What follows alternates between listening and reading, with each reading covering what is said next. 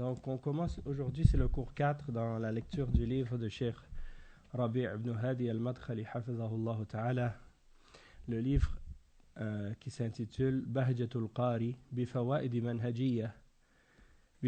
manhajiyya wa durus tarbawiyya min kitab al-i'tisam bil kitab wa sunnah min sahih al-Bukhari. Donc c'est des points de manhaj et des leçons d'éducation tirées du livre ou du chapitre de Sahih al-Bukhari, le chapitre Al-I'tisam bil Kitab wa Sunnah.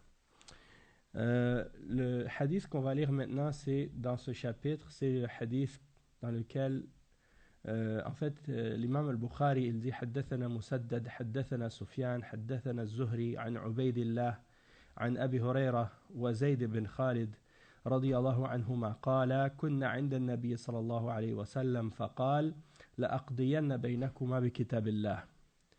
حدثنا مسدد بن مسرهد حدثنا سفيان وهو ابن عيينة لأن الثوري لا يروي عن الزهري، وحدثنا الزهري محمد بن مسلم بن عبيد الله عن عبيد الله بن عبد الله بن عتبة بن مسعود رضي الله عنه عن أبي هريرة رضي الله عنه وزيد بن خالد رضي الله عنه وهو الجهني رضي الله عنهما قال كنا عند النبي صلى الله عليه وسلم فقال لأقضين بينكما بكتاب الله.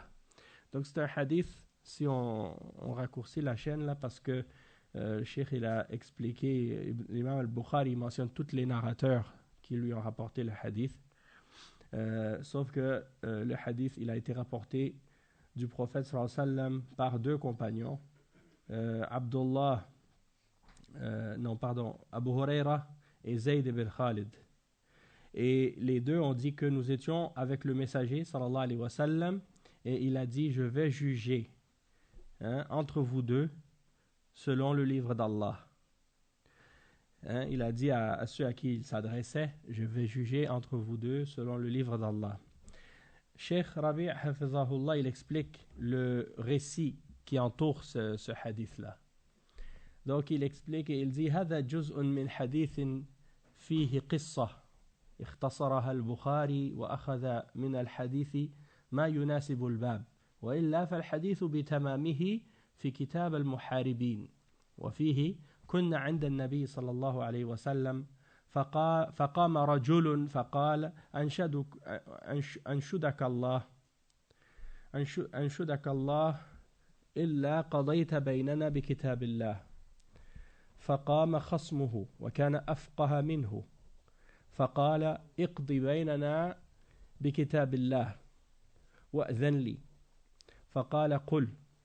قال إن ابني كان عسيفا على هذا فزنى بامرأته فافتديت منه ب100 شاة وخادم ثم سألت رجالا من أهل العلم فأخبروني أن على ابني جلد 100 وترغيب عام وعلى امرأته الرجم. فقال النبي صلى الله عليه وسلم والذي نفسي بيده لأقضين بينكما بكتاب الله جل ذكره 100 شاة والخادم رد عليك وعلى ابنك جلد 100 وترغيب عام واغد يا أنيس على امرأة هذا فإن اعترفت فارجمها. فغدا عليها فاعترفت فرجمها.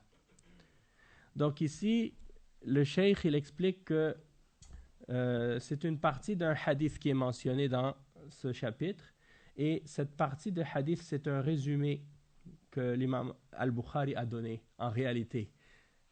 Et barakallahu fik. Et le résumé en fait c'est juste une partie du hadith parce que si on regarde en fait la méthodologie de l'imam al-Bukhari c'est qu'il mentionne dans chaque chapitre ce qui correspond au sujet. Et donc ici il dit si on regarde le hadith au complet on constate que c'est dans un autre chapitre, dans le chapitre de Al-Muharibin, ceux qui sont en guerre, ceux qui font la guerre. Et il dit nous étions avec le prophète sallallahu alayhi wa sallam et il y a un homme qui s'est levé et il a dit je te demande par Allah de juger entre nous il ne juge entre nous que par le livre d'Allah. Puis un autre homme qui était son opposant, qui s'est levé, et lui, il avait plus de connaissances que lui, et il a dit, juge entre nous selon le livre d'Allah, et donne-moi la permission de parler. Alors il lui a dit, ok, parle, dis ce que tu as à dire. Il a dit, mon fils, était employé chez cet homme, et il a fait le zina avec sa femme. Alors, je l'ai dédommagé en lui donnant 100 moutons, et je lui ai donné aussi un servant, un servant ou un esclave pour travailler pour lui. Donc, c'est comme ça que je l'ai dédommagé pour qu'est-ce que mon fils a fait avec sa femme. Alors, il dit, j'ai ensuite demandé à des gens parmi les hommes de science, parmi les sahaba ou bien parmi les gens qui avaient du ilm, et ils m'ont informé qu'en réalité, qu'est-ce qui devait, le jugement, selon l'islam, qu'il devait recevoir, c'est plutôt, mon fils devait être fouetté sans coup de fouet et exilé pendant 1 an. Et que sa femme la femme de l'homme avec qui son fils avait fait le zina, devait être lapidée. Alors, le prophète sallallahu alayhi wa sallam a dit, par celui qui tient mon âme en sa main, je vais juger entre vous deux selon le livre d'Allah. Il a dit, les 100 moutons que tu as donnés, ainsi que le servant, ça, on va te le redonner. Ça revient à toi. Sauf que ton fils, il va falloir lui donner 100 coups de fouet et il va être exilé pendant 1 an. Et il a dit à un autre compagnon qui était présent, Unais, il lui a dit, Unais, va jusqu'à cette femme avec qui le garçon avait fait le zina et demande, vérifie, est-ce qu'elle a fait le zina. Si elle reconnaît elle-même qu'elle l'a fait, alors dans ce cas-là, lapide-la. Alors il est parti jusqu'à cette femme et elle a reconnu, elle a admis qu'elle avait fait le zina, alors il l'a lapidée. D'accord, ça c'est un hadith authentique qui est rapporté par Al-Bukhari et Muslim. Le cheikh il dit, Cheikh Rabi' hafizahullah, il dit, Ar-Rasul sallallahu alayhi wa sallam la yaqdi illa bi kitabillahi wa sunnah wa hiya bayanun li kitab wa sunnah hiya bayanun li kitabillah wallahu tabaraka wa ta'ala qala li nabiyhi sallallahu alayhi wa sallam fahkum baynahum bima anzala Allah wa la tattabi' ahwa'ahum amma ja'aka min al-haqq. Donc le messager sallallahu alayhi wa sallam, il ne juge que selon le livre d'Allah, et la sunna du prophète sallallahu alayhi wa sallam, elle vient expliquer le livre d'Allah. Et Allah tabaraka wa ta'ala a dit à son prophète dans le verset 48 dans Surat Al-Ma'ida, juge entre eux selon ce que Allah a révélé et ne suis pas leur passion de ce qui t'est venu de la vérité. Après le cheikh dit wa qada'uhu hadha bi kitabillah fa inna qissat ar-rajm كانت آية من الآيات فنسخت وبقي حكمها والجلد بنص كتاب الله يعني وقال تعالى الزانية والزاني فاجلدوا كل واحد منهما 100 جلدة ولا تأخذكم بهما رأفة في دين الله وإن كنتم تؤمنون بالله واليوم الآخر وليشهد عذابهما طائفة من المؤمنين وزاد في السنة حكما وهو الترغيب. Donc il dit ça, le jugement que le prophète sallallahu alayhi wa sallam a donné, 100 coups de fouet et l'exil pendant 1 an, ça c'est un jugement qui est donné selon le livre d'Allah, puisque dans Surat An-Nur, le verset 2, Allah subhanahu wa ta'ala il a mentionné la punition pour le zina. Et il dit que dans le verset, donc il y avait des versets qui étaient révélés sur la lapidation en particulier, mais ces versets-là ont été abrogés. Et le jugement de la lapidation est resté dans la religion. Tandis que la flagellation ou bien les coups de fouet, ça c'est textuellement mentionné dans le verset dans Surat An-Nur, et c'est le verset 2, dans lequel Allah subhanahu wa ta'ala dit en ce qui concerne la femme qui fait le zina ainsi que l'homme qui fait le zina, c'est-à-dire ceux qui commettent la fornication en réalité, c'est-à-dire qui font le zina et qui n'étaient pas mariés auparavant. Si c'est quelqu'un qui a fait le zina qui n'était pas marié auparavant, la punition c'est de les fouetter chacun d'entre eux 100 coups de fouet. Et il dit ne soyez pas pris de pitié pour eux dans ça. Et ça, parce que ne soyez pas pris de pitié pour eux dans la religion d'Allah lorsque vous appliquez la peine sur eux. Et il dit, si vous croyez en Allah et au jour dernier. Donc ça veut dire, ça fait partie de la foi, hein, d'appliquer ce jugement-là et d'être convaincu de ça. Et il dit, et qu'un groupe d'entre les croyants soit témoin de leur châtiment. Donc ils doivent être présents au moment où le châtiment est appliqué pour être témoin de ça. Et dans la sunna, il y a un ajout à ce jugement-là, c'est l'exil. L'exil pendant 1 an. Et il dit وذكرت هذا الحديث لما فيه من الفوائد ففيه تواضع الرسول صلى الله عليه وسلم فلا ينبغي أن يقال اقضي بيننا بكتاب الله لأن الرسول صلى الله عليه وسلم لا يقضي إلا بكتاب الله ولكن هذا خلاف الأولى والرسول صلى الله عليه وسلم احتمل من هذا القائل. Donc il dit, j'ai mentionné ce hadith parce que, comme je disais au début du livre, le cheikh, il n'a pas mentionné tous les hadiths du chapitre de Al-I'tisam.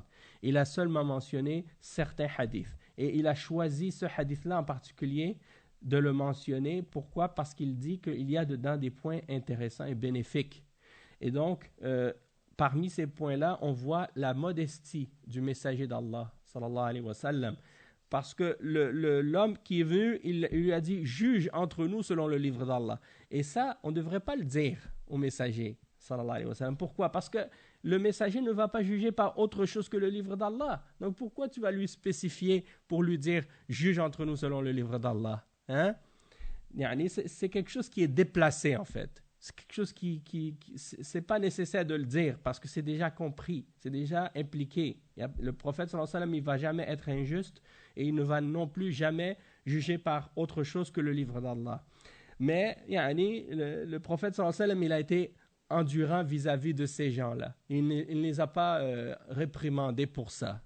Après, il dit وَالشَّاهِدُ مِنَ الْحَدِيثِ أن حكم الله في كتابه وفي سنة نبيه صلى الله عليه وسلم ويجب على الأمة أن تعتصم بكتاب الله وسنة رسوله صلى الله عليه وسلم والبخاري رحمه الله عقد كتابا هنا كله بهذا الصدد ليبين منهج الإسلام الصحيح الذي يجب أن تلتزمه هذه الأمة وهو الاعتصام بكتاب الله وسنة الرسول صلى الله عليه وسلم وفي كل مجال في كل مجال في العقائد في العبادات في الحدود في السياسة في كل شأن لأن هذا الباب أصله قصة في الحدود فعلى المسلمين أن يعتصموا بكتاب الله.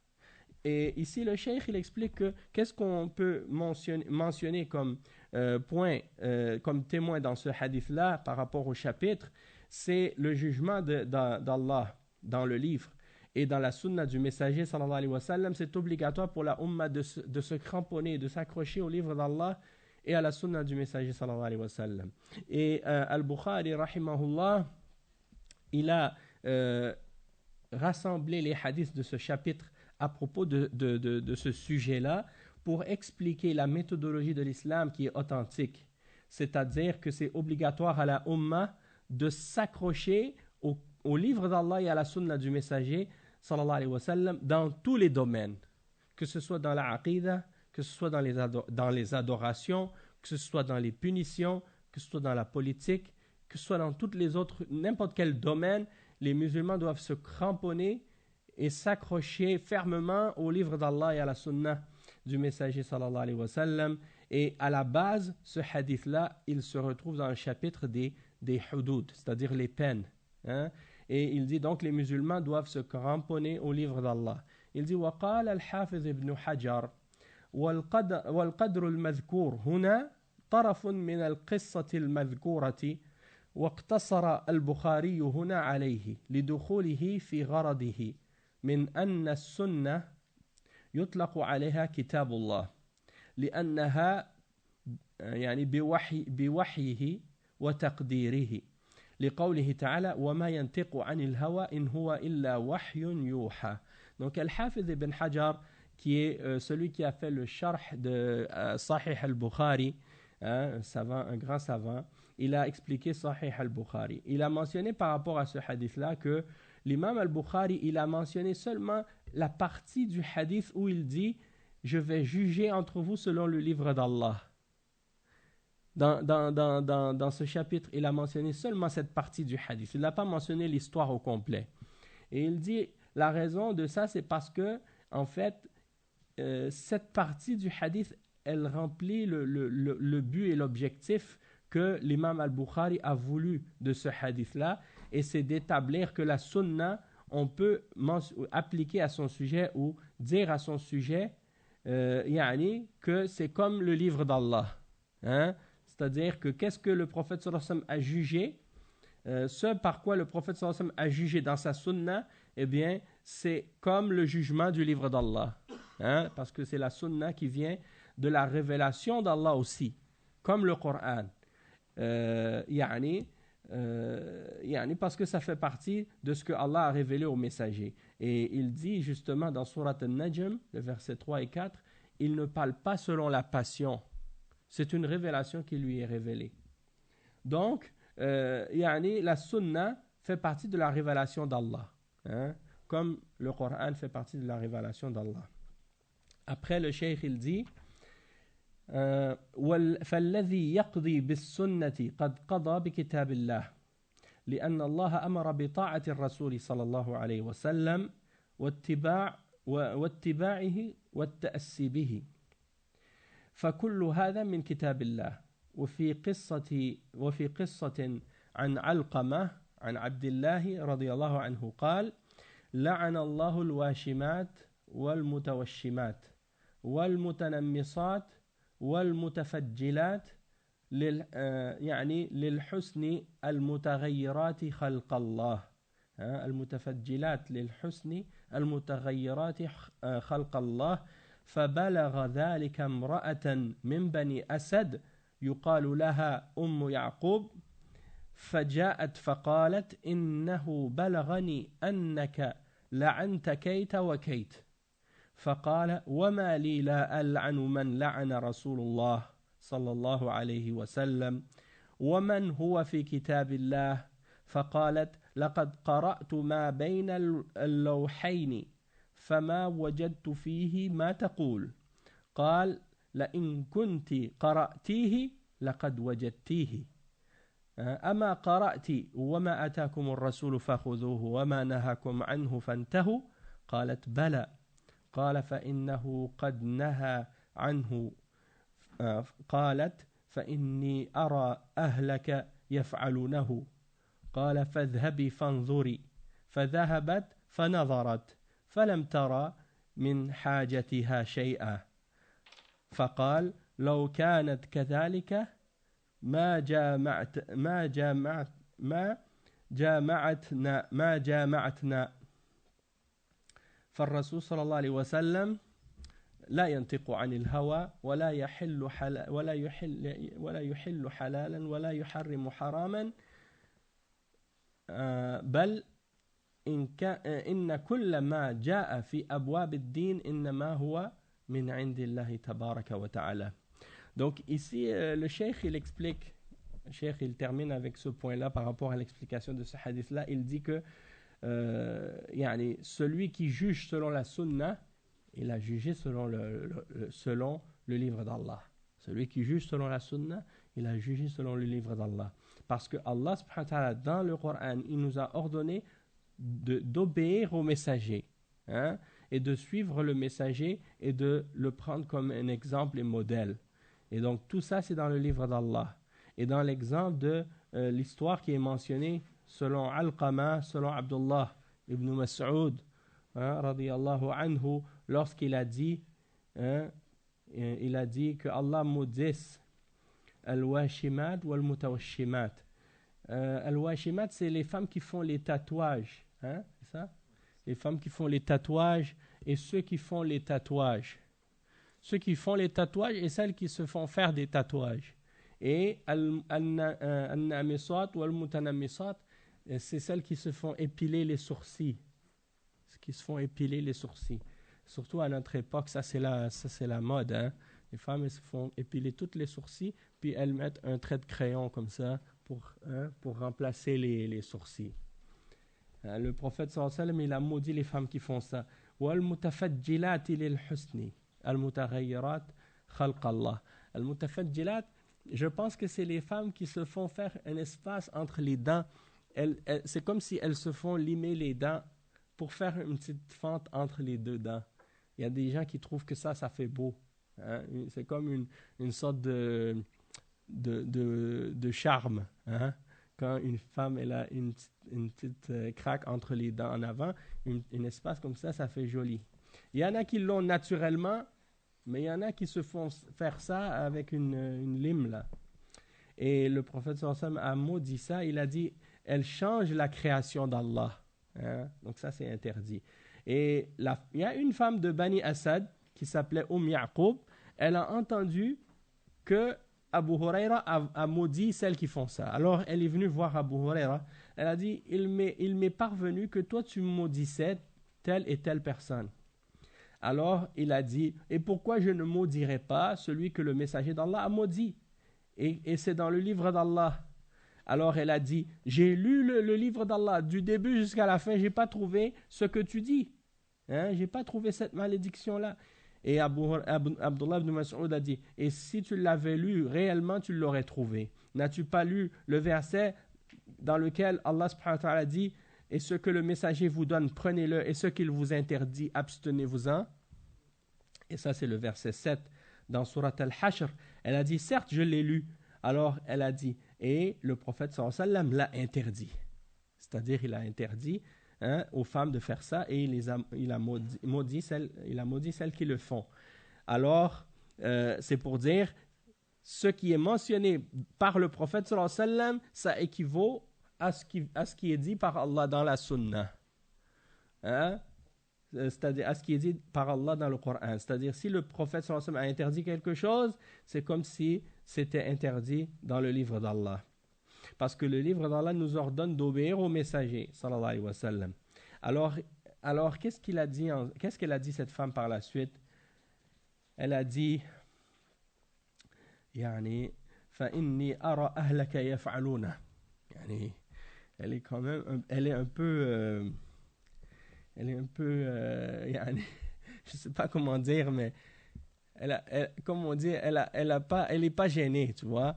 Elle a dit, je vois que ta famille, ils font la même chose. En voulant dire, ta femme, elle fait ça, elle aussi. Alors, Abdullah ibn Mas'ud lui a dit, va voir pour voir si elles font ça vraiment. Et elle est allée voir, elle est rentrée pour voir si les femmes de Abdullah ibn Mas'ud avaient la même chose. Si elle s'épilait les sourcils, elle aussi. Et elle a trouvé que c'était pas le cas. Puis il a dit après فقال لو كانت كذلك ما جامعتنا. Je pense qu'il veut dire par là que si c'était le cas, et si elle avait pas ses sourcils, elle avait épilé ça, j'aurais pas été avec elle, dans ce sens-là. Et donc le messager d'Allah sallallahu alayhi wa sallam, il ne parle pas selon la passion. Et il ne va pas rendre quelque chose halal, ni rendre quelque chose haram, excepté ce qui vient de l'ordre d'Allah et de la révélation d'Allah. Donc, dans tous les domaines de la religion, le prophète sallallahu alayhi wa sallam, tout ce qu'il dit, ça vient uniquement d'Allah subhanahu wa ta'ala. Et ça clarifie un point, justement, par rapport à qu'est-ce qu'on avait mentionné au dernier cours, ou bien dans un cours précédent, dans le fait qu'aujourd'hui, les kuffars, ils disent parfois aux musulmans, il faut changer l'islam à notre époque. Et ils essaient de convaincre un groupe d'entre les musulmans de faire des changements dans l'islam. Donc, ils pensent que peut-être que certains, ils vont établir un comité d'imams ou un comité de soi-disant chercheurs ou de scientifiques ou des savants ou je ne sais pas quoi. Puis, ils vont dire, bon, vous allez être les responsables de l'islam et c'est vous qui allez changer les règles de la religion. Et ces gens-là, ils ne réalisent pas. Même le prophète Mohammed sallallahu alayhi wa sallam, il n'avait pas le droit de changer rien de la religion, d'enlever ou d'ajouter ou de changer quoi que ce soit du livre d'Allah. Parce qu'il ne peut parler que de selon ce que Allah a révélé. Et même quand on voit par exemple il y a un verset dans Surat Yunus, et ce verset-là même, les mushrikines, ils disaient au prophète sallallahu alayhi wa sallam, attends, je vais vous le trouver le verset parce que c'est intéressant. Et la dernière fois, je m'étais mélangé, j'avais dit que c'était dans sourate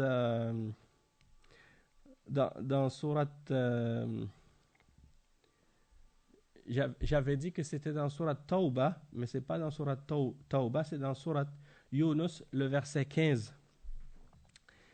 Allah subhanahu wa ta'ala dit dans ce verset وَإِذَا تُتْلَى عَلَيْهِمْ آيَاتُنَا بَيِّنَاتٍ قال الذين لا يرجون لقاءنا ائت بقرآن غير هذا أو بدله. Et Allah subhanahu wa ta'ala dit ensuite قل ما يكون لي أن أبدله من تلقاء نفسي إن أتبع إلا ما يوحى إلي إني أخاف إن عصيت ربي عذاب يوم عظيم. Qu'est-ce que ça veut dire? Ça veut dire, et quand nos versets sont récités en toute clarté, ceux qui n'espèrent pas en notre rencontre, c'est-à-dire les kuffars, ils disent au prophète sallallahu alayhi wa sallam, apporte un autre Coran que celui-ci ou change-le. Donc il dit, change-le. C'est ça que les kuffars disent aujourd'hui aux musulmans, change le Coran, amenez un nouveau Coran, soi-disant un Coran qui va être en accord avec notre époque, ou qui va respecter nos passions ou nos règles. Et Allah subhanahu wa ta'ala, il dit au prophète sallallahu alayhi wa sallam, dit à ces mushrikines, il ne m'appartient pas de le changer de mon propre chef. Je ne fais que suivre ce qui m'est révélé. Je crains, si je désobéis à mon Seigneur, le châtiment d'un jour terrible. Donc ça veut dire que si le prophète sallallahu alayhi wa sallam, il ne peut pas changer le Coran, qui peut changer le Coran aujourd'hui? Personne. Personne n'a le droit même de changer une lettre dans ce Coran. Et on est tous donc obligés de se soumettre et de suivre. Et la même chose aussi pour la sunna du messager sallallahu alayhi wa sallam, parce que la sunna du prophète sallallahu alayhi wa sallam, comme le cheikh l'a expliqué, elle est là pour expliquer le Coran et pour nous montrer comment le mettre en application. Donc on va s'arrêter ici pour aujourd'hui, Inch'Allah, et on continuera la semaine prochaine la suite de l'explication du livre bi'idhnillah. Subhanakallahumma wa bihamdika ashhadu an la ilaha illa ant astaghfiruka wa atubu ilayk wa sallallahu wa sallam ala nabiyyina Muhammad wa ala alihi wa sahbihi ajma'in. Wassalamu alaykum wa rahmatullahi wa barakatuh.